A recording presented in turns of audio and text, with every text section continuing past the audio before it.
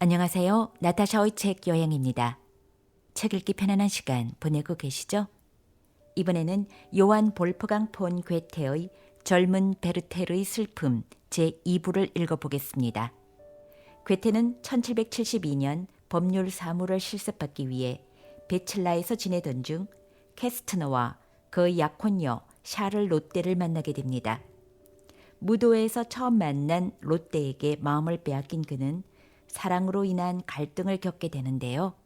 그 시련의 체험을 제1부에서 쓴 것이라면 제2부에서는 라이프이치 대학에서 함께 공부하던 예루잘렘이 유부녀에게 실현당해 권총 자살한 사건을 소재로 쓴 것입니다.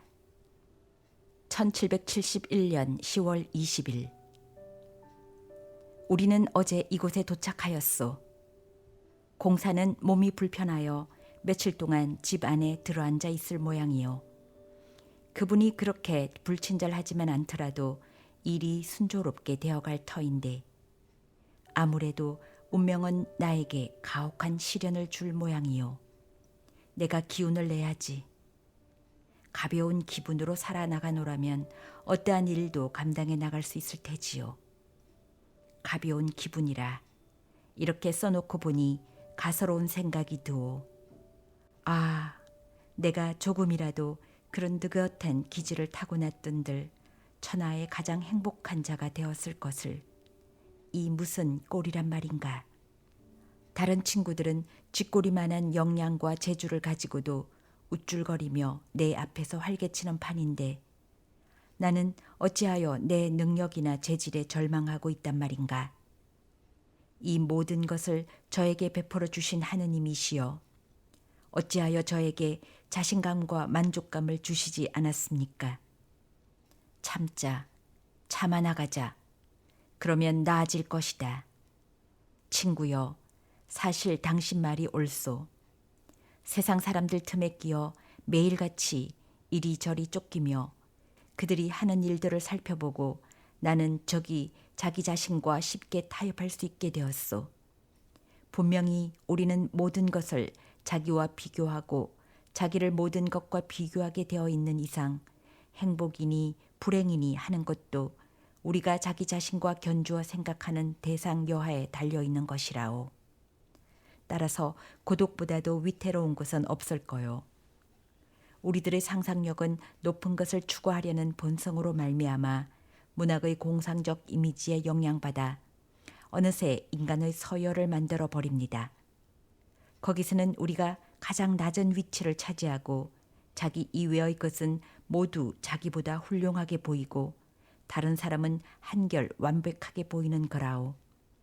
이것은 자연스러운 현상이요.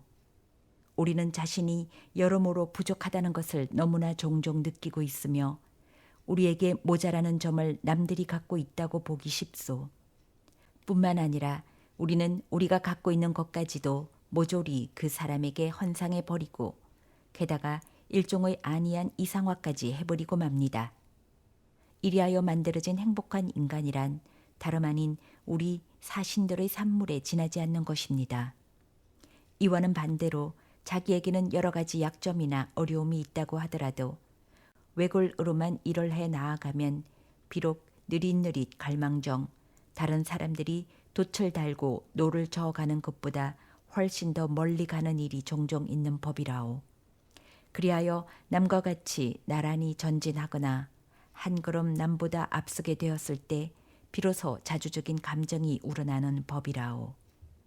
11월 26일 나는 그럭저럭 이곳에 안주하게 될 것 같소. 무엇보다도 일감이 많이 있다는 것이 다행한 일이요. 그 다음은 갖가지 인간들이 여러 가지로 새로운 등장인물들이 나에게 재미있는 연극을 보여주는 점이라오. 그리고 나는 씨백작하고 알게 되었소. 그분은 날이 갈수록 존경할 만한 인물이요. 박식하여 시야가 넓으면서도 차갑지 않고 마주 대하면 우정이나 애정이 넘쳐 흐르는 분이요.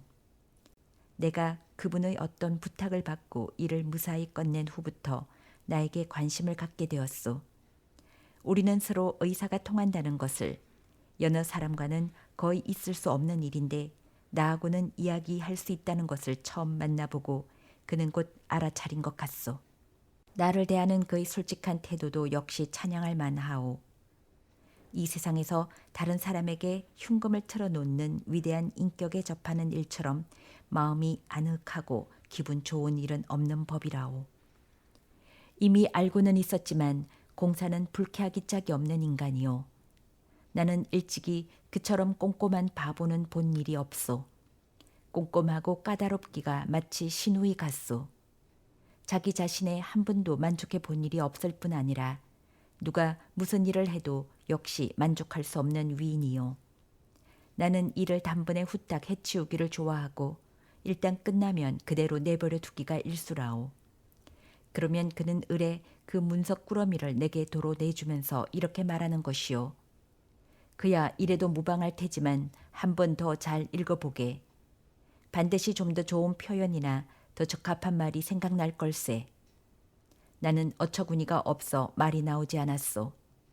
그리고라든가 그 밖에 접속사 하나도 빠뜨려서는 안 된다는 거요. 내가 가끔 무심코 도치법이라도 쓰면 그는 눈의 가시로 생각하오. 관청식의 어법에 맞춰서 쓰지 않으면 복합 문장 같은 것은 전혀 알아보지 못하는 형편이요. 이런 사람과 함께 일해야 한다는 것은 분명히 뜻밖의 불행이요.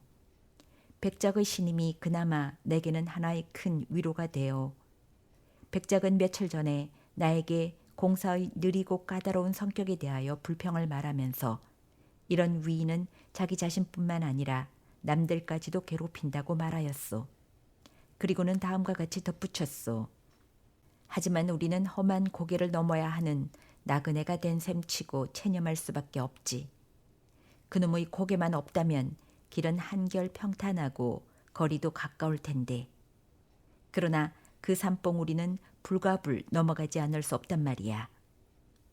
그런데 공사는 백작이 나에게 호의를 베풀고 있는 사실을 알았던 모양으로 몹시 못마땅하게 생각하고 기회만 있으면 내 앞에서 백작에 대한 악담을 하는 거요. 물론 나는 그 말을 반박한다오. 이렇게 되면 사태는 점점 더 험악해지기 마련이라오. 더구나 어저께는 나까지도 한 대 묶어 꼬집는 바람에 나는 화가 치밀었소. 그런 세속적인 일에 백작은 매우 능란해. 일을 거침없이 척척 해치운단 말이야. 글도 잘 쓰고 그러나 모든 문장가들이 대체로 그렇듯이 기초적인 학식이 부족하지. 이렇게 말하고는 어때 한 대 얻어맞았지? 하는 듯한 표정을 지어 보이는 것이었소. 그렇지만 그따위 말이 나에게 통할 리 없소. 나는 그런 태도를 취하는 자를 누구보다도 경멸하니까. 나는 지지 않고 꽤 심하게 말다툼을 했소. 즉 백작은 그 인격으로 보나 학식으로 보나 존경할 만한 분이라고 말해주고 나서 이렇게 덧붙였소. 나는 그렇게 훌륭한 인격을 지니고 여러 가지 대상에 영향을 주면서도 일상생활의 범속한 일에 대해서까지 능란하게 처리할 수 있는 분은 아직 본 일이 없습니다. 그러나 내가 이렇게 말해도 공사한테는 마이동풍이라오.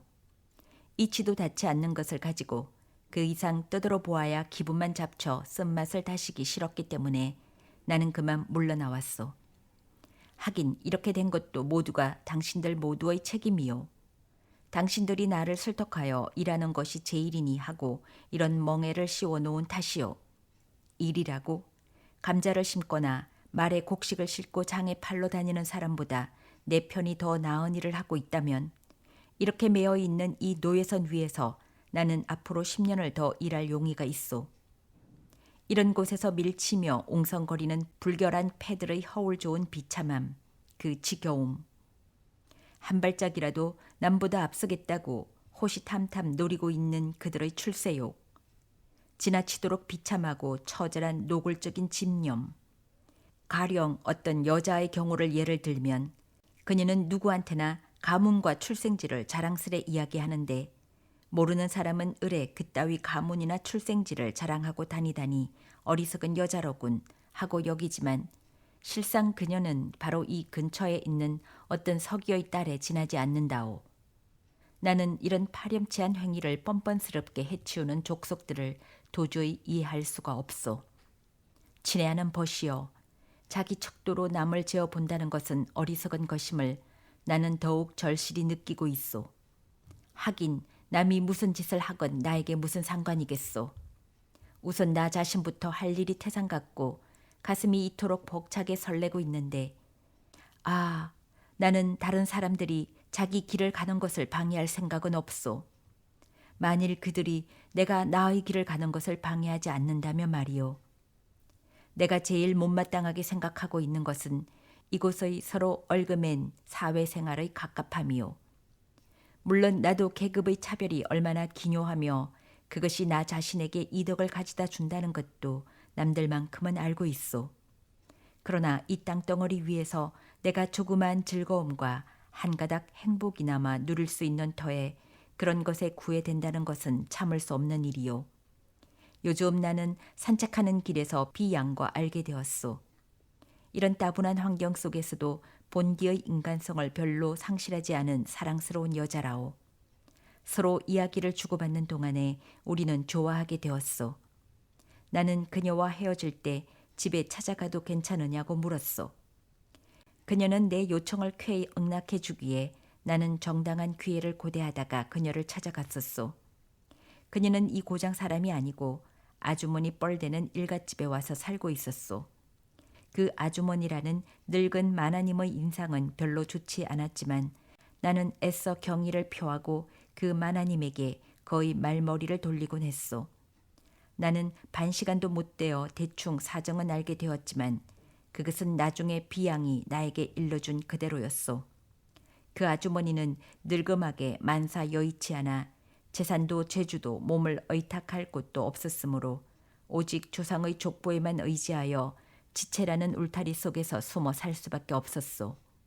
그리하여 이청에서 그 고장 사람들을 내려다보는 이외엔 별로 다른 재미를 모르는 여인이었소. 그래도 젊었을 때는 꽤 미인이었던 모양. 재미있게 장난삼아 놀고 살다가 처음에는 변덕스런 성격 탓으로 여러 젊은이들을 괴롭혔다는 거요. 중년이 되어서는 풀이 죽어 어떤 늙은 장교의 온순함이 마음에 들어 같이 살았다는 거요. 그 장교는 상당한 생활비를 치르며 40대를 그녀와 살다가 죽은 것입니다. 지금 그녀는 50대로 혼자 몸이 되었소. 만일 그렇게 사랑스런 조카딸이 없었더라면 아무도 상대해 주지 않았을 거요. 1772년 1월 8일. 대체 무슨 인간들이 이럴 수가 있을까? 언제나 예의 범절에 대해서만 관심을 두고 연회석상 같은 데서 조금이라도 윗자리에 앉으려고 몇 해를 두고 실랑이를 벌이고 있으니 말이요. 이들은 달리 할 일이 없는 것도 아니요. 그런데 사소한 일들로 곧잘 시비를 하면서 정작 중요한 일들은 오히려 나중으로 제쳐놓기 때문에 일은 산더미처럼 쌓여있는 형편이라오. 지난 주일에는 썰매를 타다가 말썽이 생겨 모처럼 재미있게 놀자던 계획을 그르치고 말았소. 본디 석차라는 것은 문제가 안 되며 맨 윗자리에 있는 자가 반드시 가장 큰 역할을 하는 일은 거의 없소. 그런 줄 모르고 있으니 어리석은 녀석들이요. 이 넓은 세상에는 국왕이 대신들에 의해 좌우되고 대신이 비서들에 의해 좌우되는 일이 얼마나 많소. 이 경우에 제1인자가 누구란 말이요. 내가 생각하기는 남보다 시야가 넓고 자기의 계획을 실현하기 위하여 남의 힘과 정열을 자기에게 집중시킬 수 있는 수완이나 지략을 가지고 있는 사람이라오. 1월 20일 로테에게. 사랑하는 로테여, 세찬 눈보라를 피해 이 누추한 시골 농가의 방구석에 도망쳐 들어와 나는 당신에게 이 글을 쓰지 않을 수 없습니다. 내가 쓸쓸한 보금자리인 D라는 업에서 낯선 사람들 틈에 끼어 돌아다니고 있는 동안 내가 당신에게 편지를 쓸 생각이 전혀 나지 않았습니다. 그런데 이 오막살이 속에서 고독하게 눈보라와 오박이 미친 듯이 창문을 때리는 것을 보고 나는 먼저 당신을 생각하였습니다. 이 방에 들어서자마자 당신의 모습과 당신 생각이, 오 로테, 갑자기 내 마음을 가득 메웠습니다. 신성하게 그리고 포근하게. 아, 그 행복했던 첫 순간이 되살아왔습니다. 마음 둘 곳 없는 물결 사이를 떠도는 나의 모습을, 그리운 로테여, 당신이 보신다면 어떻게 생각할까요? 로테여, 나의 모든 감각은 차차 메말라 가고 있습니다. 가슴이 벅차오르는 일이 조금도 없고 행복한 시간이란 한순간도 없습니다. 허무합니다. 허무하기 짝이 없습니다. 말하자면 나는 요지경 속에서 난쟁이들과 말들이 눈앞에서 돌아다니는 것을 보고는 이것은 혹시 내 착각이 아닐까 하고 자문해 보기도 한답니다. 하긴 나도 이들과 함께 연극을 하고 있습니다. 아니, 오히려 꼭두각시처럼 연극을 하고 있습니다. 그리고 가끔 이웃 사람들의 나무 손을 잡아보고는 깜짝 놀라서 뒤로 물러서기도 합니다. 저녁 되면 아침에 뜨는 해를 보려고 막상 잠자리에서 일어날 엄두가 나지 않습니다. 한낮에는 밤이 되면 달 구경이나 할까 하고 생각하다가도 방 안에 죽치고 들어앉아 있습니다. 나는 아침엔 일어나고 밤에는 자야 하는 이유를 모르고 있습니다. 나의 생활을 이끌어 나가던 효모가 없어진 것입니다. 깊은 밤중에도 잠에서 깨어나 있게 하던 자극도 사라졌으며 아침이면 나를 눈뜨게 하던 자극도 없어졌습니다. 나는 이곳에서 좋은 여자 한 분을 발견하였습니다. 비양으로 꼭 당신을 닮았습니다. 사랑하는 로테, 내가 이렇게 말하면 원 아첨의 말도 잘하세요 하시겠지만 그건 빗나간 말은 아닙니다. 얼마 전부터 나는 제법 상냥해졌습니다. 그리고 위트도 풍부해졌습니다. 그러므로 이곳 부인네들은 나만큼 남의 칭찬을 잘하는 사람은 없을 거라고 합니다. 그리고 거짓말도 아무렴요. 거짓말을 하지 않고는 배견할 수가 없으니까요. 그렇지 않겠습니까? 비양의 이야기를 하려는 참이었소. 그녀는 생활 감정이 풍부하며 그 푸른 눈동자가 충분히 그것을 말해줍니다. 자기의 지체 따위에 대해서는 오히려 무거운 짐으로 생각하고 있습니다. 지체가 그녀의 마음을 조금도 만족시켜주지 않기 때문이겠죠. 그녀는 시끄러운 주위의 잡음으로부터 애써 빠져나가기를 바라고 있습니다. 우리는 둘이서 순결한 행복에 풍만한 풍경을 머릿속에 그리며 몇 시간이고 즐겁게 보내곤 합니다. 아, 그리고 물론 당신에 대한 이야기도 빼놓을 수 없지요. 그녀는 당신을 얼마나 칭찬했는지 모릅니다. 그것은 그녀의 마음속으로부터 스스로 우러나오는 찬사임에 틀림없습니다. 당신의 이야기를 몹시 듣고 싶어하며 당신을 사랑하고 있습니다. 아, 나는 그 아늑한 방에서 당신과 마주 앉아 있고 싶습니다. 그러면 귀여운 아이들은 내 주위를 조아라고 뛰어다니겠지요. 당신이 만일 너무 시끄럽다고 야단을 치시면 나는 그 애들을 한자리에 모아놓고 무시무시한 옛 이야기를 들려주어 얌전히 앉아있게 하겠습니다. 태양은 눈으로 반짝이는 들과 산, 저 너머로 사라지고 있습니다. 눈보라도 잠잠합니다. 이제 나는 새장 속에 갇힐 수밖에 없습니다. 그럼 안녕히 계십시오. 알베르트는 댁에 계시나요? 어떻게 지내는지요? 이런 것을 물어서 미안합니다. 2월 8일, 일주일 전부터 줄곧 불쾌한 날씨가 계속되고 있지만 나는 오히려 기분이 좋다오. 그도 그럴 것이 내가 이 고장에 온 후로는 날씨가 좋으면 을에 누가 회방을 놓아 하루를 망쳐놓거나 혹은 불쾌한 꼴을 당하지 않는 날이 별로 없었기 때문이요. 그러므로 비가 오거나 눈보라가 치거나 서리가 내리거나 눈이 녹기나 하면 잘 됐다. 이런 날엔 방구석에 갇혀 있는 것이 밖에 나가는 것보다 못할 리가 없어. 그러니까 밖에 나간들 방구석에 있는 것보다 나을 것이 없지. 잘 된 거야 라고 나는 생각한다오. 아침에 맑은 날씨가 될성 싶으면 이제 그 친구들이 또 하늘의 선물을 빼앗으려고 수순을 떨겠군 하고 입속으로 중얼거리지요. 이들은 언제나 무엇이고 빼앗아야만 직성이 풀린다오. 건강, 명예, 오락, 휴양 등을 모조리 빼앗으려고만 하오. 그것은 대체로 우매하고 무지하고 고루한 데서 나오는 것으로 그들의 주장을 들어보면 제법 훌륭한 의견을 떠벌린다오. 나는 가끔 그렇게 난폭하게 서로의 창자 속을 휘젓지 말라고 그들 앞에 무릎이라도 꿇고 부탁하고 싶어진다오. 2월 17일 공사와 나 사이는 이제 막다른 골목에 다다랐나 보오.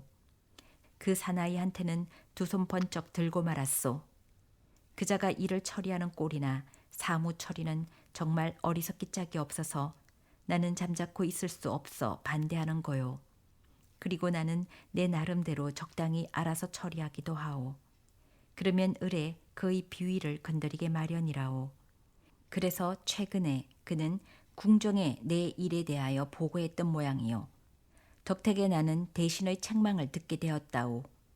뭐 대단할 것 없는 가벼운 책망이었소. 그러나 책망은 어디까지나 책망이요. 내가 사직원을 내려는 참이었는데 마침 대신께서 사신을 보내왔소. 나는 이 편지 앞에 무릎 꿇고 감사하고 싶을 정도로 그 고결하고 현명한 마음씨를 우러러보지 않을 수 없었소. 대신은 나의 지나치게 예민한 감수성을 훈계하면서도 나의 사무처리나 대인관계나 사무상의 철저함에 대한 나의 과격한 견해를 청년다운 훌륭한 기백으로 존중하니 그것을 어느 정도 누그러뜨려 잘 살려서 아무쪼록 진가를 발휘함으로써 힘차게 일해 나가라고 권고해 주었소. 덕택에 나도 일주일쯤 후엔 기력을 회복할 수 있었고 정신도 가라앉힐 수 있었소. 마음의 안정이란 무엇보다도 소중한 것으로 그것 자체가 하나의 기쁨이라고 할 수 있소. 친구여, 이러한 보석은 아름답고 값진 것이긴 하오. 그러나 쉬 부서지지만 않으면 얼마나 좋겠소. 2월 20일 알베르트에게 사랑하는 그대들이여, 신의 축복이 그대들 두 사람 위에 내리시기를. 그리고 내게는 베풀어 주지 않았던 좋은 나날을 그대들에게 보내주시기를. 알베르트 씨, 나는 당신에게 속아 넘어간 것을 오히려 고맙게 생각합니다. 나는 당신들이 결혼 날짜를 알려줄 것을 기다리고 있었습니다. 그리고 그날에는 로티의 초상화를 엄숙히 벽에서 떼어내서 휴지통에 집어넣을 심산이었습니다. 이제 당신네들은 명실공히 어엿한 한 쌍의 부부가 되었는데도 로티의 초상화는 아직 것이 벽에 걸려 있습니다. 이렇게 된 이상 그대로 두기로 하겠습니다. 걸어두어도 나쁠 것은 없겠지요. 그러니까 나도 당신네들과 함께 있는 것입니다. 말하자면 당신에게 폐를 끼치지 않으면서 로티의 가슴 속에 들어있는 셈이지요. 그렇습니다. 나는 그 속에서 이를테면 두 번째 자리를 차지하고 있는 격이지요. 또 그 자리를 언제까지나 간직하고 싶습니다. 또 간직해야 할 것입니다만, 만일 로테가 나를 잊어버리기라도 한다면 나는 필경 미치고 말 것입니다.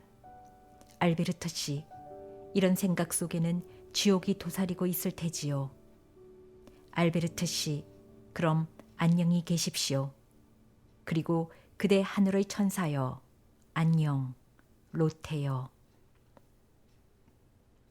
3월 15일 이 고장에서 나는 불쾌하기 짝이 없는 봉변을 당하였소.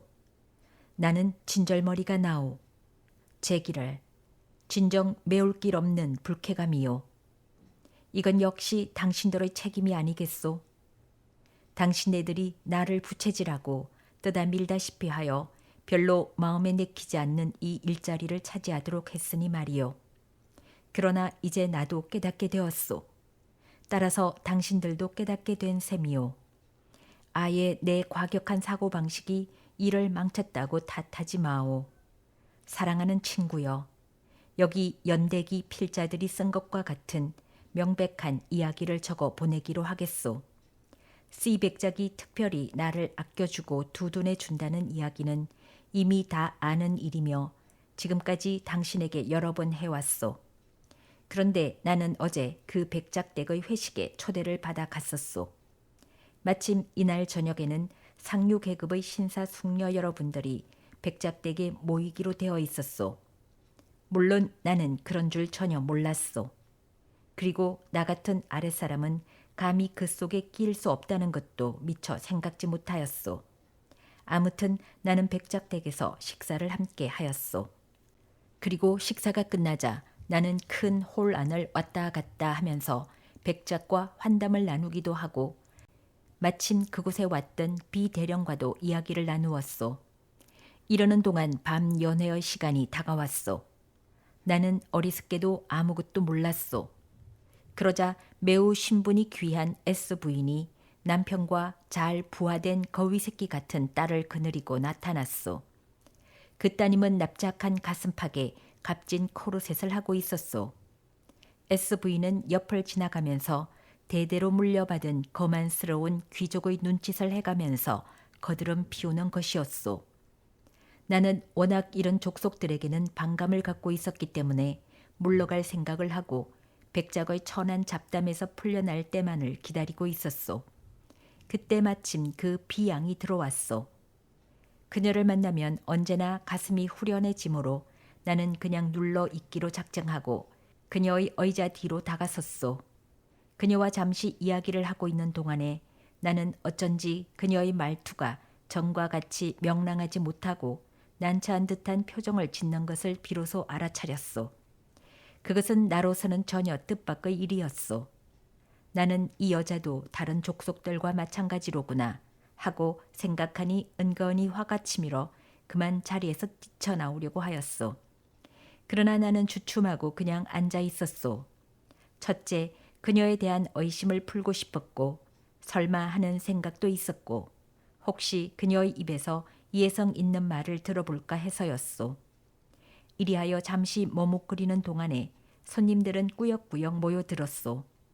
프란츠 1세의 대관식 때부터 전해 내려온 고풍스러운 의상을 몸에 걸친 F 남자, 직책상 귀족 칭호를 받고 있는 궁중 고문관 R씨와 귀가 먼 그의 부인, 그리고 시대에 뒤떨어진 의상의 찢어진 곳을 요즘 유행하는 천으로 기어 입은 허술한 차림새의 J, 이런 등등의 친구들이 떼지어 몰려왔던 것이요.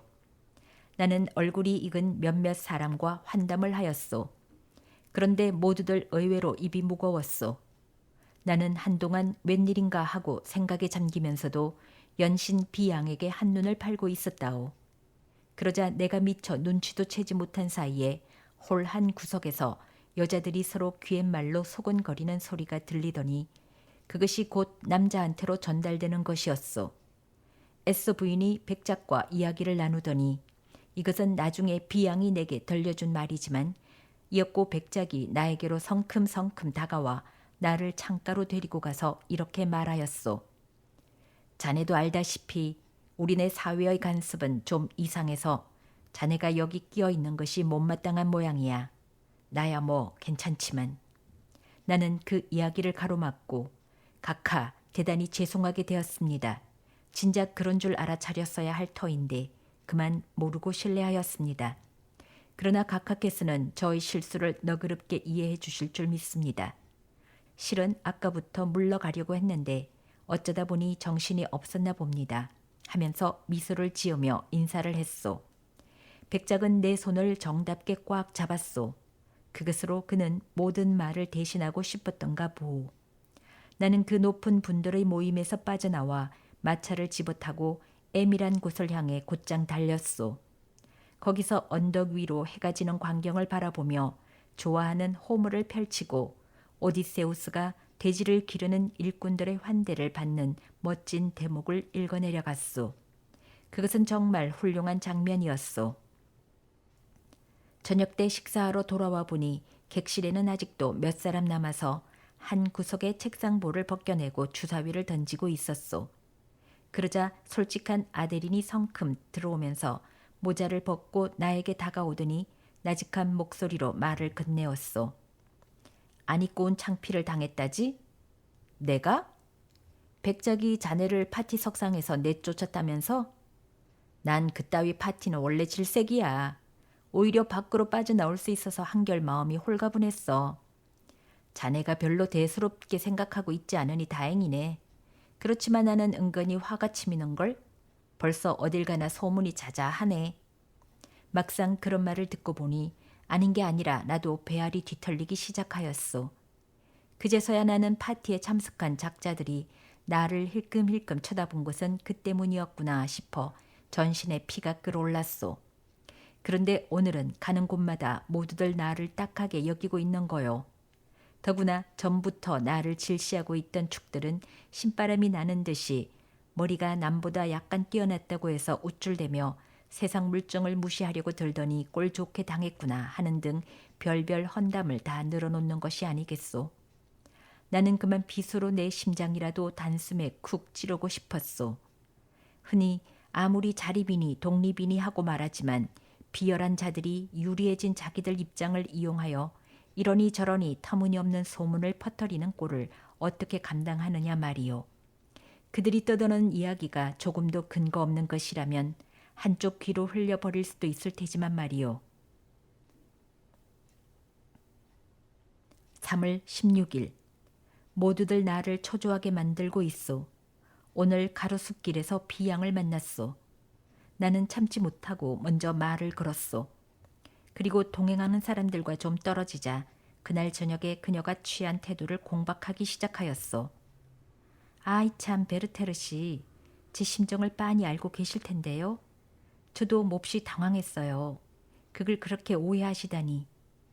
홀에 들어갔을 때부터 저는 선생님 때문에 얼마나 애가 탔는지 몰라요. 저는 미리부터 모든 것을 짐작하고 있었어요. 선생님께 귀뜸을 할까 하고 몇 번이나 별렀는지 몰라요. S부인과 T부인은 선생님과 한 자리에 어울리느니 차라리 남편과 함께 자리를 뜨려고까지 했던 것을 저는 알고 있었어요. 그리고 백작 자신도 그분들의 기분을 상하게 해서는 안 된다고 생각하고 있었어요. 그런데 이렇게 말썽을 빚게 되다니요. 뭐라고요? 하고 나는 반문하면서도 겉으로는 시치미를 떼고 있었소. 그저께 아데린이 하던 말이 끓는 물처럼 나의 핏줄 속을 달려 지나갔던 것이요. 저는 지금까지 얼마나 괴로웠는지 모르겠어요. 상냥한 비양은 이렇게 말하면서 눈물을 글썽거렸소. 나는 그 이상 자신을 억제할 수가 없어서 하마터면 그녀의 발밑에 몸을 내던질 뻔했소. 속 시원히 말해보시오 하고 나는 큰 소리로 외쳤소. 그녀의 두 볼에서는 눈물이 방울방울 흘러내렸소. 나는 정신이 얼떨떨했소. 그녀는 굳이 눈물을 감추려 들지 않고 손으로 닦으면서 말하였소. 저희 숙모님도 잘 아시지요? 그분도 그 자리에 계셨어요. 어떤 눈초리로 그 광경을 바라보고 있었는지 아세요, 베르테르 씨? 저는 어제 밤새도록 꾸지람을 들었어요. 그리고 오늘 아침에도 선생님과의 교제에 대하여 설교를 들었어요. 선생님을 멸시하고 헐뜯는 것을 저는 잠자코 듣고 있을 수밖에 없었어요. 선생님을 변호하는 것도 제가 생각하는 것을 반도 말할 수 없었어요. 그런 말은 입 밖에도 내지 못하게 하는걸요. 그녀의 말 한마디 한마디가 칼날처럼 내 가슴을 파고들었소. 그녀가 차라리 아무 말도 하지 않았더라면 얼마나 좋았겠소. 그녀는 그걸 눈치채지도 못했소. 뿐만 아니라 그녀는 이렇게 덧붙였소. 앞으로 무슨 고약한 소문이 꼬리를 물고 일어날지 모른다는 거요. 그리고 전부터 비난의 표적이 되었던 나의 오만 불순한 태도가 벌을 받게 되어 모두들 고소해야 할 것이라나. 빌헬름이여, 그녀가 동정에 가득 찬 어조로 이런 말을 하는 것을 듣고 나는 때려 눕혀진 듯한 기분이 들었소. 그리고 아직도 내 마음은 미칠 듯 들끓고 있소. 누구든지 나를 맞대고 당당히 비난을 퍼부어 주었으면 싶소. 그렇게 되면 놈의 배때기를 칼로 푹 찔러 줄 수가 있으련만. 피라도 보면 기분이 한결 가라앉을 것 같소. 아, 나는 몇 번이나 단도를 집어들고 이 답답한 가슴에 숨을 들이키려고 했던가. 듣건대 줌마는 마구 몰아세워 잔뜩 흥분시켜 놓으면 본능적으로 핏줄을 물어뜯어 피가 흘러내리는 것을 보고 한숨 돌린다고 하는 이야기가 있소. 이와 마찬가지로 때때로 나도 내 핏줄을 잘라서 영원한 자유를 누리고 싶은 생각이 드는구려. 3월 24일 나는 궁정 당국에 사직원을 내었소. 아마 수리가 될 테지요. 미리 당신네들의 양해를 구하지 않은 것을 용서해 주오. 나는 결국 이곳을 떠나지 않을 수 없는 거요. 당신네들이 나를 머무르게 하려는 까닭은 다 알고 있소. 그러니 우리 어머니에게 납득하도록 적당히 잘 말해 주시오. 나는 내 몸 하나 차지하기도 주체스럽소. 내가 어머니를 도와드리지 못하여도 어머니는 양해하실 거요. 그렇지만 어머니가 애석하게 여기실 건 뻔한 일이요. 추밀 고문관이나 공사를 목표로 내디딘 아들의 화려한 출세길이 갑자기 중단되어 도로암이 타불이 된 셈이니 말이요. 경주에 나섰던 말이 다시 마국간으로 되돌아간 격이지요. 아무튼 이 문제에 대해서는 당신네들이 좋을 대로 해석하시오. 내가 유임할 수 있고 또 유임해야 할 것이라는 둥 마음대로 뜯으러도 무방하오. 하여간 나는 떠나려오. 내가 가는 곳을 가르쳐 주겠소. 실은 무슨 공작이 나와 가까이 사귀기를 바라고 있소. 내 뜻을 듣고 그는 자기 영지에 가서 아름다운 봄철을 함께 지내지 않겠느냐고 제안해 온 것이요. 모든 것을 내 의사에 맡기겠다고 약속해 주었소. 피차에 이해할 수 있는 처지이므로 나는 운수를 하늘에 맡기고 그분과 함께 가려고 하오. 추신 4월 19일. 당신이 보내준 2통의 편지는 고맙게 받았소. 내가 답정을 하지 않은 것은 궁정에서 사표를 수리할 때까지 보류해 두었기 때문이요. 나는 혹시 어머니가 대신해서 청탁이라도 해서 내 계획을 방해하진 않을까 하여 은근히 불안했었소. 그러나 이제 만사가 뜻대로 해결되어 퇴간 허락이 내려졌소. 궁정 당국에서 퇴직을 허락하지 않았고 또 나한테 보내온 대신의 편지 내용에 대해서는 이야기하고 싶지도 않소. 만일 알리면 당신네들은 다시 새삼스럽게 한탄하고 떠들 것이요. 황태자께서는 석별금으로 25두카텐과 그 밖에 특별히 내리시는 말씀이 계셨소. 나는 그만 감격하여 눈물을 흘렸다오. 따라서 내가 일전에 어머니에게 요구한 돈은 필요 없게 되었소. 5월 5일. 내일 이곳을 떠날 작정이요. 가는 도중에 불과 6마일 떨어진 곳에 내가 태어난 곳이 있으므로 오래간만에 들러 꿈 많고 복되던 지난날을 회상해 볼까 하오. 아버지가 돌아가시고 나서 우리가 그 정든 고향을 등지고 지금의 참기 어려운 도시에 와서 눌러 앉게 될 때 어머니가 나를 데리고 나온 바로 그 성문을 거쳐서 들어가려오. 그럼 잘 있소 빌헬름. 가는 도중에 소식을 전하기로 하겠소. 5월 9일. 순례자와도 같은 경건한 마음으로 나는 고향을 돌아보았소. 그리하여 뜻하지 않은 여러 가지 감회에 사로잡히고 말았소. 마을 어귀에서 바로 15분 걸리는 곳에 있는 크다란 보리수 밑에 오자 나는 마차를 세우고 내려 마부에게 일러 마차를 먼저 보냈소. 하나하나의 추억을 하나하나 마음껏 되새기고 싶었기 때문이요. 나는 이 보리수 아래 우두커니 서서 일찍이 소년 시절에 내 산책의 목적지이자 종착 지점인 이곳을 회고해 보았소. 그 후 얼마나 많은 변화가 있었던가. 무턱대고 행복하기만 하던 그 무렵엔 언제나 미지의 세계를 동경하였소. 나는 그 세계에서 흡족한 마음의 양식을 얻을 수 있고 온갖 즐거움을 누릴 수 있으며 필시 꿈을 찾아 헤매는 내 마음을 충족시킬 수 있으리라고 믿었던 것이요. 이제 나는 그 광대한 세계에서 여기 이렇게 되돌아온 것이요. 아, 보시오. 그 많던 희망은 산산이 부서지고 다채롭던 설계는 여지없이 허물어져 버렸구려. 앞을 내다보니 그토록 번번이 내 소원의 대상이던 산들이 눈앞에 가로놓여 있어. 그 옛날 나는 가끔 몇 시간이고 여기 앉아서 아득한 그 산들을 그리워하고 멀리 어슴푸레한 정다운 숲이나 골짜기를 넋일고 바라보았던 것이요. 그리고 돌아갈 시각이 되어도 나는 이 정든 곳을 떠나기가 얼마나 싫었는지 모르오. 이었고 나는 거리 가까이 다가왔소. 눈에 익은 낡은 별장들은 아직도 기억에 새로와 무척 정다웠지만 새로 지은 것들은 어쩐지 눈에 생소하고 내가 없는 동안에 개축한 집들도 서먹서먹하였소. 나는 성문을 지나 거리로 들어서자마자 옛날의 나 자신으로 돌아가는 것이었소. 사랑하는 벗이여, 구구한 이야기를 하고 싶지 않소. 내 눈에는 그토록 매력이 있는 것도 막상 이야기를 하고 보면 한없이 단조로워지니 말이요. 나는 거리의 광장을 면한 옛 우리 집 곁에 있는 여관에 들기로 하고 발길을 그리로 옮기면서 두루 살펴보았소. 성실한 늙은 여선생이 우리들 개구쟁이의 유년 시절에 곧잘 가두어 놓던 교실이 자파점으로 변해버렸소. 나는 그 어두컴컴한 교실 속에서 간신히 견디어내던 불안과 눈물과 우울증과 의구심이 머릿속에 떠올랐소. 한 발짝 떼어 놓을 때마다 내 마음을 끌지 않는 것은 하나도 없었소. 아마 성질을 순례하는 사람일지라도 이렇게까지 허다한 종교적인 추억이 서려 있는 곳에 직면하는 일은 없을 것이요. 그리고 이토록 성스러운 감동에 넘쳐 흐르는 일도 없을 거요. 이야기를 하자면 끝이 없지만 한 가지만 더 적어보겠소. 나는 강을 끼고 어떤 저택이 있는 곳을 향해 내려갔소. 여기도 역시 일찍이 내가 즐겨 거닐던 곳으로 소년 시절에 납작한 돌을 던져 먼 데까지 물위를 몇 번 퉁기는가를 경쟁하던 곳도 여기였다오.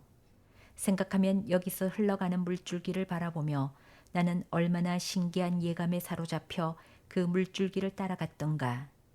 그리하여 나는 그 물줄기가 닿을 여러 나라에 대하여 얼마나 신비스러운 상상을 꿈꾸었던가. 이었고 내 상상력이 다하여도 나는 자꾸만 앞으로만 달리면서 드디어는 자기 자신도 있고 눈에 보이지 않는 먼 곳을 마음속에 그려보는 것이었소. 사랑하는 벗이여, 그 훌륭한 우리 조상들도 극히 한정된 약간의 지식으로 얼마나 행복하게 살아왔던가. 그들의 생활 감정이나 그들의 시는 또 얼마나 순수하였던가. 오디세우스가 청량할 수 없는 바다니, 무한한 대지니 하고 말했을 때 그 말은 실로 진실하고 인간적이고 절실하고 친밀하고 신비적이었소. 내가 지금 지구가 둥글다고 국민학교 아이들도 다 알고 있는 이야기를 한들 그것이 대체 무슨 소용이 있단 말이오. 인간은 얼마간의 흙덩이만 있으면 그 위에서 얼마든지 즐거울 수 있어. 그리고 약간의 흙만 덮어주면 그 밑에서 잠들기에도 흡족하오. 나는 현재 이곳 공작댁 수렵관에 와 있소. 집주인과는 앞으로 여전히 즐겁게 지낼 수 있을 것 같소. 그분은 성실하고 고지식한 사람이요. 그런데 그분을 애워싸고 있는 이상한 인간들의 정체를 나는 도무지 알 수 없소. 얼핏 보아 악당들은 아닌 듯 싶은데 그렇다고 성실한 인간 같지도 않소. 하긴 가끔 성실한 듯이 보이기도 하지만 어쩐지 미덥지가 않소. 더구나 유감스럽게 생각하는 것은 공자께서 단지 귀로 들었거나 눈으로 읽은 일만으로 곧잘 이야기하는 점이요. 그것도 다른 사람으로부터 배운 듯한 관점에서 찌꺼린단 말이요. 그리고 또 공장님은 내 이해력이나 재능을 내 마음씨보다 더 소중히 생각하고 있어. 그러나 이 마음씨야말로 내 유일한 자랑거리이며 이 마음만이 일체의 모든 힘, 즉 모든 행복, 그리고 모든 재앙의 원천이란 말이요. 아, 내가 알고 있는 지식쯤 누구나 알 수 있는 것이지만 내 마음씨만은 나만이 가지고 있는 거요. 5월 25일. 지금 나는 어떤 계획을 가지고 있었소. 그러나 그것이 실천에 옮겨지기까지는 아무에게도 말하지 않으려고 했는데 지금에 와서는 흐지부지되어 버렸으므로 말해도 괜찮겠죠. 나는 전쟁터에 나가려고 했었소. 이것이 내가 오랫동안 남몰래 가슴에 품고 있었던 생각이었소.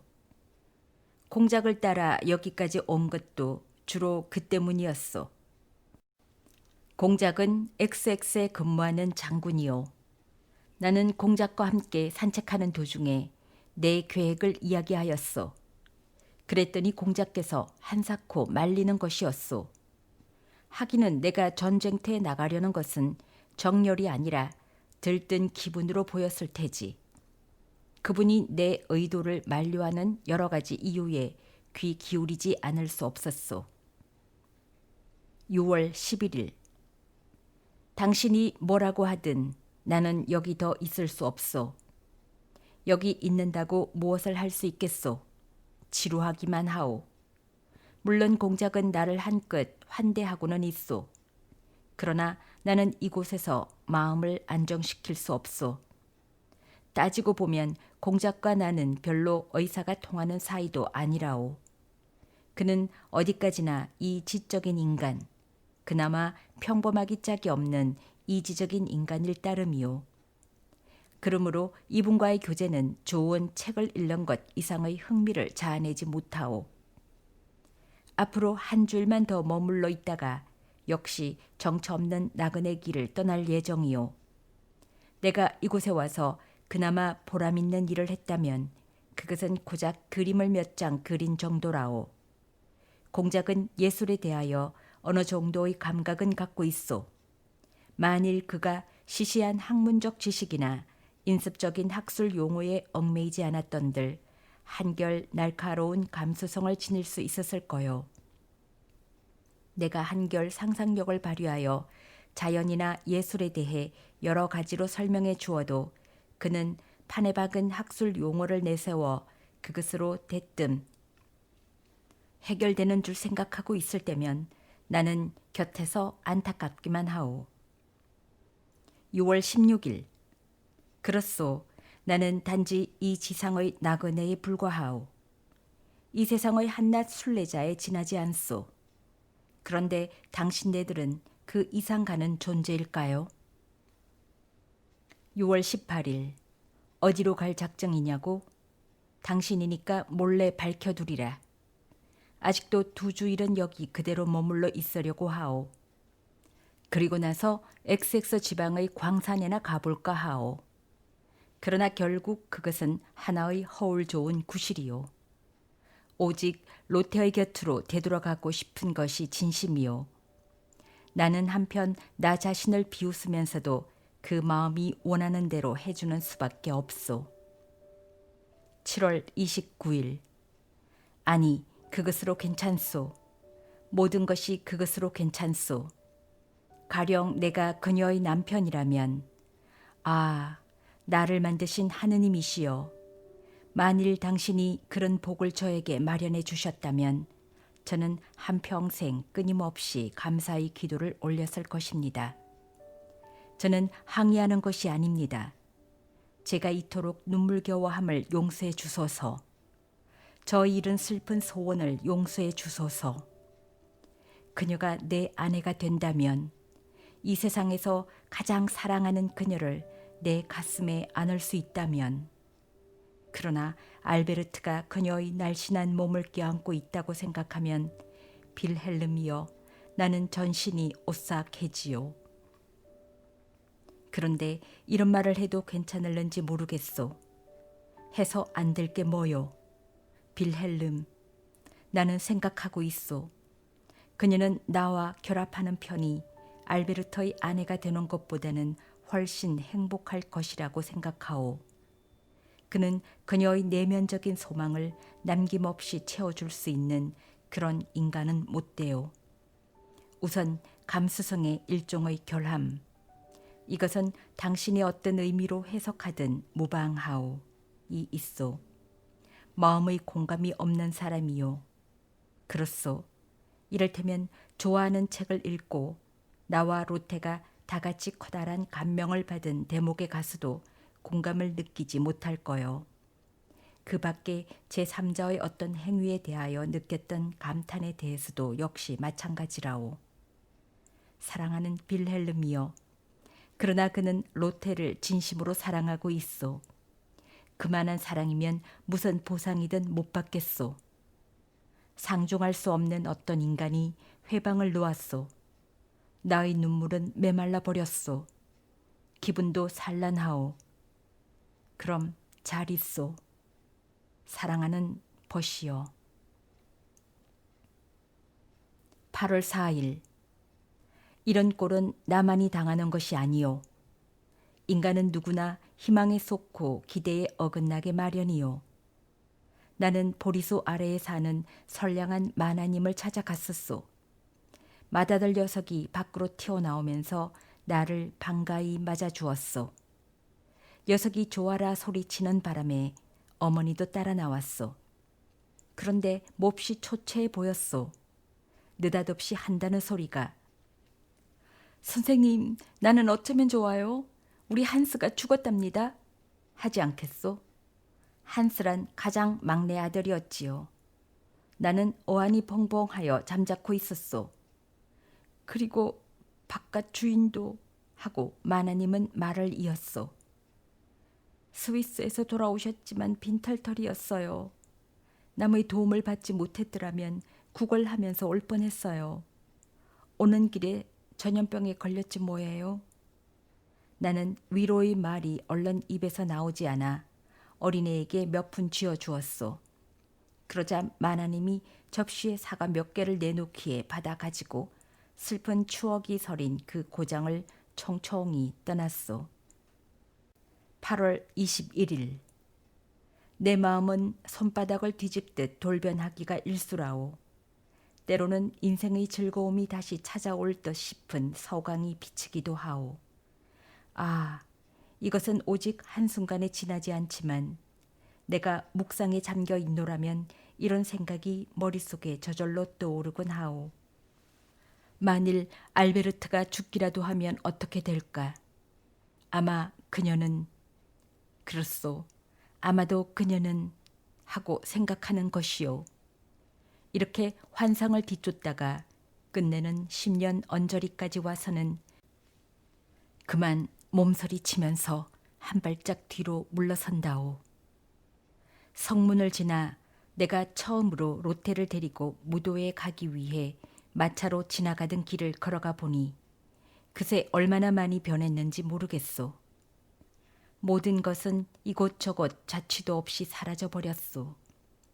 그 당시의 흔적은 찾아볼 길이 없고 그 무렵의 내 가슴의 고동은 잠잠하기만 하오. 마치 어떤 전성시대의 영주가 임종에 임하여 사랑하는 아이들에게 남기고 간 견고하고 휘황찬란한 성곽이 완전히 잿더미가 되고 지금은 그 폐허에서 망령이 되어 돌아다니는 것 같은 느낌이요. 9월 3일.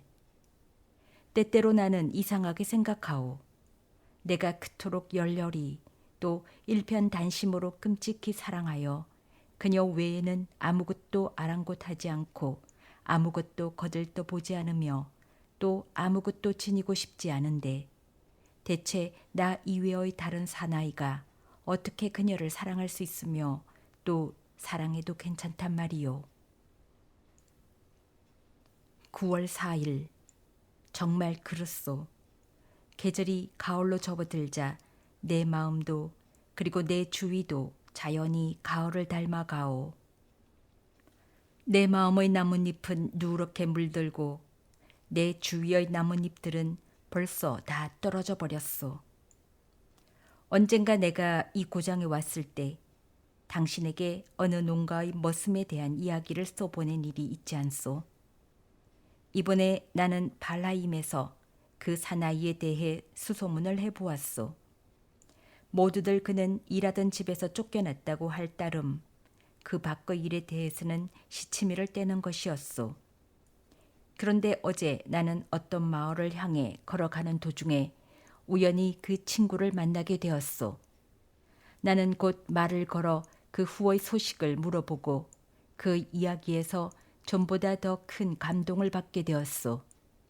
아마 내가 되풀이하여 그 이야기를 당신에게 들려준다면 내가 감동받은 까닭을 쉽게 알 수 있을 것이요. 그러나 그런 이야기를 미주알 고주알 늘어놓은들 무슨 소용이 있겠소. 나는 왜 자기 자신을 괴롭히는 이러한 일들을 가슴 깊이 몰래 간직해 두는지 모르겠소. 그리하여 나는 왜 당신에게까지도 걱정을 끼치는지 모르겠소. 무엇 때문에 언제나 당신이 나를 가엾게 여기고 나를 책망하는 기회를 던져주는지 알 수 없소. 이것도 아마 내가 타고난 운명인가 보. 처음에 그 사나이는 좀 겁먹은 듯한 표정으로 서글픈 듯이 내 물음에 마음 내키지 않는 답변을 하다가 곧 제정신을 차리고 내 인간됨을 알아차리기라도 한 것처럼 한결 솔직하게 자기의 잘못을 틀어놓고 불우한 입장을 내게 하소연하는 것이었소. 보시오, 나는 그의 말 한마디 한마디를 여기 되도록 자세히 적어 당신의 판단을 기다리고자 하오. 그는 이렇게 고백하였소. 아니, 오히려 추억에 따르는 일종의 쾌감과 행복함까지 느끼면서 이야기를 했다고 하는 편이 더욱 적절한 말일 것 같소.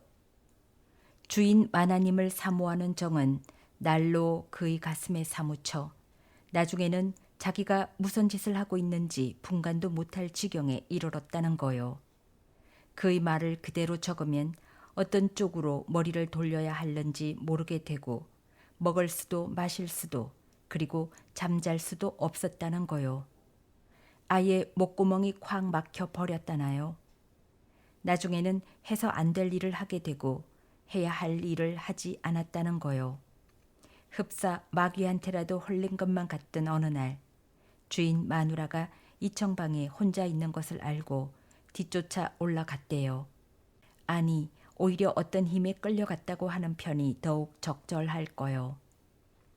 주인 마나님이 자기의 청을 들어주지 않아 그만 완력으로 정복하려고 했다지 뭐요.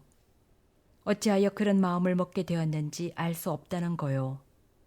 마나님에 대한 자기의 사랑은 어디까지나 성실했으며 그녀는 그녀와 결혼하여 일생을 함께 보내고 싶은 생각만이 가장 큰 희망이었다는 것은 하느님을 증인으로 내세울 수 있다고 했소. 한참 이야기를 하고 나서는 아직 할 말이 많으나 말문이 막히는 듯 더듬거리기 시작하였소. 그러나 끝내 수줍은 얼굴을 하고 그 마나님이 자기의 정다운 표시를 받아 주었을 뿐만 아니라 그녀에게 가까이 할 수 있게 허용해 주었다는 사실을 고백하였소. 그는 몇 번 침묵을 지킨 끝에 자기가 이런 말을 하는 것은 결코 주인 마나님을 나쁜 사람으로 책잡으려는 것이 아니라 자기는 여전히 그녀를 사랑하고 또 존경한다는 거요. 그리고 이런 이야기는 한 번도 남에게 한 일이 없지만 자기가 고약하고 어리석은 인간은 결코 아니라는 것을 당신이 믿어주었으면 해서 이야기했을 따름이라고 되풀이하여 열심히 변명을 하였소. 보시오, 나는 여기서 내가 언제나 입버릇처럼 부르는 나의 옛 타령을 다시 하겠소. 나는 당신에게 그가 내 앞에 서 있던 모습을 지금도 역시 내 눈앞에 서 있는 그대로 보여주고 싶소. 어찌하여 내가 그의 운명에 대해 동정을 갖게 되었는지 또한 공명하지 않을 수 없었는지 당신이 이해할 수 있도록 모든 것을 생생하게 이야기할 수 있었으면. 하지만 그럴 필요가 없을 것 같기도 하오. 당신이 내가 어떤 경우에 놓여 있는지 알고 있을 뿐만 아니라 나 자신에 대해서도 잘 알고 있을 것이므로 내가 특히 불행한 모든 사람들에게 마음이 끌리는 까닭을 당신은 알고도 남을 터이니 말이오. 이 편지를 다시 읽어보고 나는 아직 이야기의 결말을 내리지 않았다는 것을 알게 되었소. 그러나 그런 결말 따위는 곧 당신에게 짐작이 갈 거요. 그 마나님은 사나이로부터 몸을 지키려고 했소. 때마침 그녀의 오라버니가 나타났던 것이요. 그 오라비라는 자는 벌써 이 머슴을 미워하여 내쫓을 궁리를 하고 있었다오.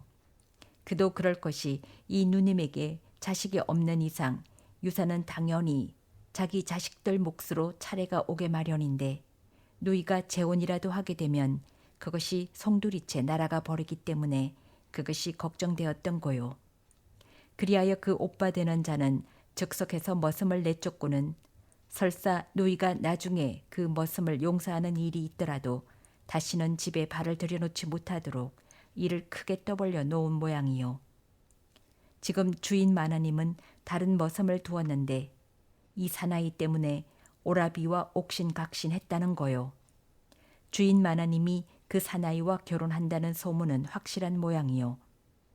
그렇게 되면 나는 살아있으면서 창피도 모르게 보고 있을 수는 없습니다요 하고 그는 말했던 것이요. 이 이야기에는 조금도 과장이 없소.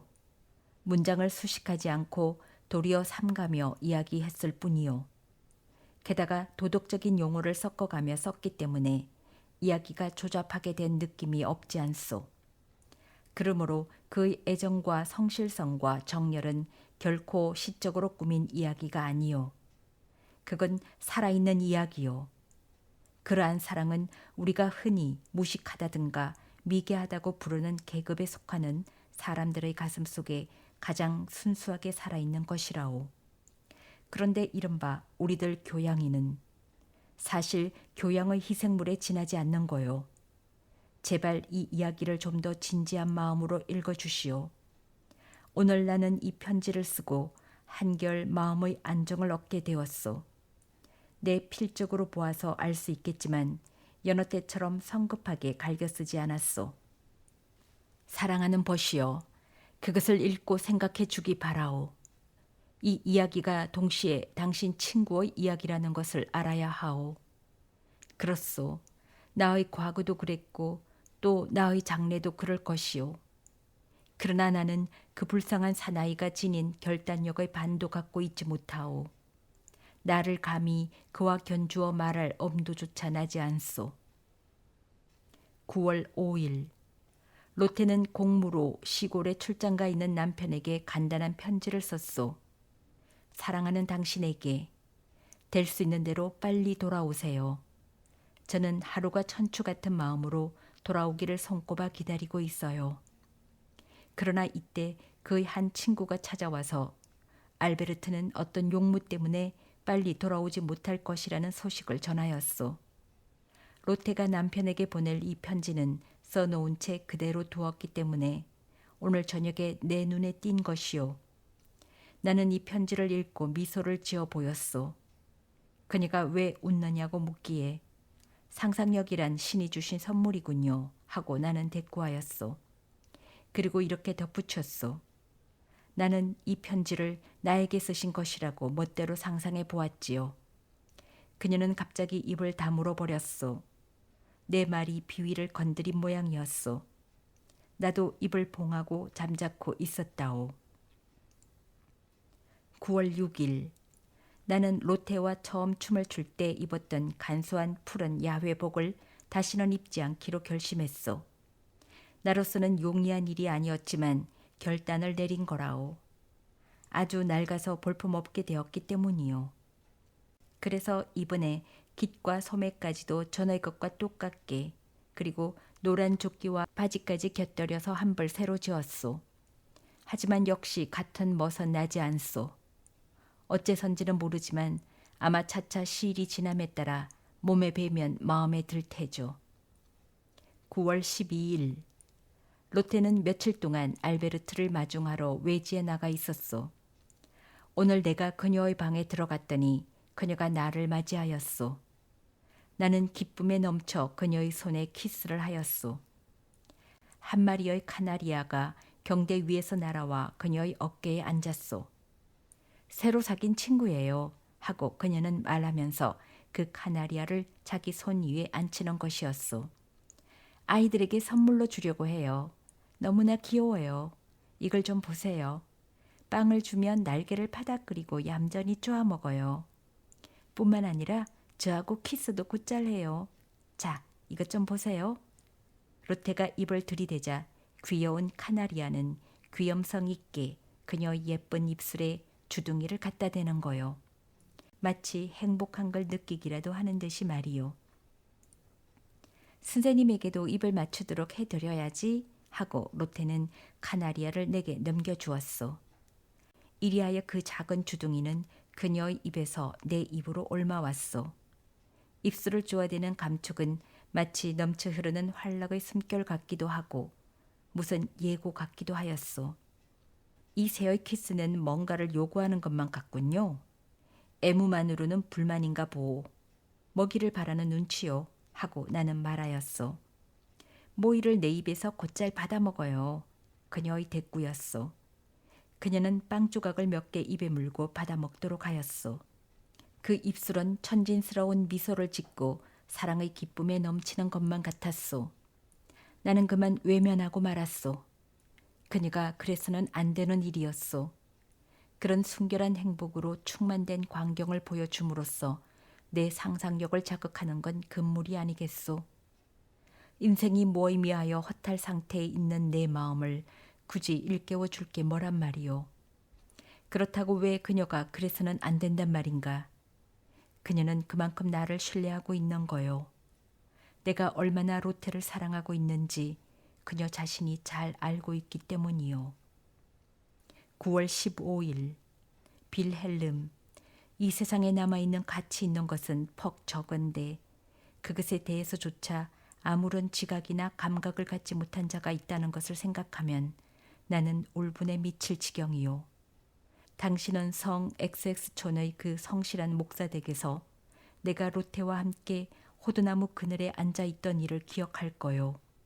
그것은 참으로 훌륭한 호두나무였소. 그 나무 덕분으로 목사 댁이 얼마나 정답고 얼마나 선얼했는지 모르오. 그 멋진 나뭇가지들. 나는 곧잘 몇십 년 전으로 거슬러 올라가 이 나무를 심은 성실한 목사의 생각을 해보았소. 학교 선생은 할아버지로부터 전해 들은 어떤 목사의 이름을 이야기해 주었소. 요컨대 매우 훌륭한 분이었다는 거요. 그래서 나는 그 호두나무 아래에 서기만 하면 성스러운 마음으로 그분에 대한 추억에 사로잡히곤 하였소. 아닌 게 아니라 그 학교 선생은 어제 호두나무가 잘린 데 대하여 우리가 이야기를 주고받을 때 눈에 눈물이 글썽해 있었소. 그 호두나무는 잘렸던 것이요. 나는 미칠 것만 같았소. 그 나무에 맨 처음 도끼를 들이댄 짐승 같은 작자를 죽이고만 싶었소. 가령 이런 나무가 두세 그루 울타리 안에서 성장하다가 그 중에서 한 그루가 늙어서 말라 죽기만 해도 슬퍼서 못 견디는 내가 그 꼴을 보고만 있어야 하다니. 사랑하는 벗이여. 그런데 여기 한 가지 흥미있는 일이 있어. 인간의 감정이란 신기한 거요. 온 마을 사람들이 불평을 하고 있는 형편이요. 나는 그 목사 부인이 버터와 달걀, 그 밖에 진상품이 적어진 것으로 자기가 그 고장에 얼마나 큰 상처를 입혔는지 알게 되었으면 좋겠소. 실은 바로 그 새로운 목사, 우리들의 노 목사는 세상을 떠났소의 부인이 바로 그 나무를 베게 한 장본인이었다오. 비쩍 마른 병약한 여자로 아무도 자기에게 호감을 갖지 않으니까 자연히 세상 일에 대해서도 차디찬 눈초리로 바라보게 되었던 것이요. 주제넘게도 학자가 되었다고 성서 원본 연구에 몰두하여 이즈음 새로운 풍조인 도덕적 비판적 기독교 개혁에 열심히 참여하고 라바테르취리 태성의 열광적인 신학자의 광신적인 태도에 대하여는 어스대며 멸시하는 등 완전히 버린 건강 때문인지 신이 창조한 이 땅 위에서 즐거움이란 하나도 모르고 사는 여자라오.